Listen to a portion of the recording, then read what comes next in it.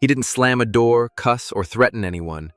Rakim simply unplugged his headphones, nodded once to the engineer, and drifted out of Aftermath's control room, leaving Dr. Dre, the architect of The Chronic in 2001, staring at an empty vocal booth. 25 years later, that silent walkout still reverberates through hip-hop folklore, because somewhere in Dre's vaults sits an album called Oh My God that no one has ever heard and may never hear. When Aftermath announced Rakim's signing in early 2000, insiders called it destiny. The God MC's East Coast precision welded to Dre's West Coast bombast. Advance sheets listed an album title, Oh My God, and studio budgets ballooned. In those first sessions, Dre cued menacing, cinematic beats drenched in paranoia and gunsmoke, the same mixture that had just crowned Eminem and was about to unleash 50 Cent. But Rakim heard something else, a soundtrack demanding stories he'd never lived. The tension clung to the air like reverb, but the real shock came when Dre said, "Talk that gangster shit on this one." Rumor says they cut 20-plus songs, Dre beats, Rakim verses, choruses from Truth Hurts and Melman. Only crumbs ever escaped. The single Rakim on the 8 Mile soundtrack and an 8-bar cameo on Truth Hurts' Addictive. Everything else sits on encrypted drives in Dre's studio, guarded with the same paranoia that still hides Detox. In a 2024 Sirius XM chat, Dre bragged about dozens of unheard collabs as good as anything I've done, hinting he might uncork them in 2025. Hot new hip-hop, the Jasmine brand. But those hard drives also contain a different kind of evidence, proof that Eazy-E's most savage accusation might have been right all along. Back in '93, Eazy-E called Dre a studio gangster on Real Motherfucking G's, flaunting a glossy photo of young Dre in sequins to hammer the point.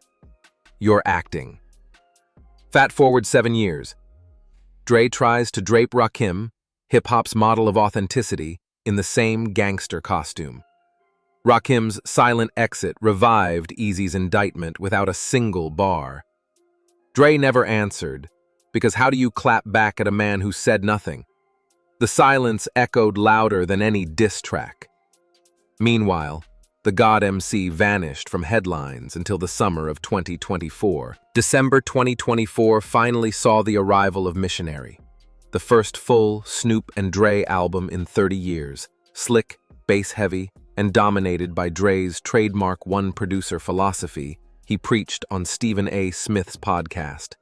Continuity is everything. I hate albums with 9 different beatmakers, yet headlines about Missionary sit beside leaks of decades-old Dre tracks and talk of those Rakim sessions collecting dust. The contradiction is glaring. The maestro of cohesion still guards unfinished classics that might redefine his legacy.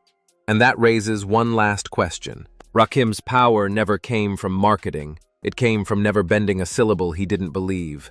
Dre's power came from perfecting a cinematic product that moves entire eras of rap.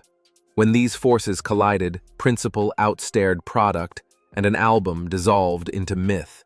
The lesson keeps echoing. Staying silent can rock a dynasty harder than the loudest diss. Will Oh My God ever surface? Maybe when Dre finally feels a vault-clearing moment can add to his legend instead of threatening it. Or maybe some masterpieces are greatest unheard, suspended in rumor so the culture can dream forever. Either way, Rakim already proved that walking away from the biggest stage can engrave your name deeper in stone than any chart position. And if the Mount Rushmore project drops before the Aftermath tapes, the message will be crystal.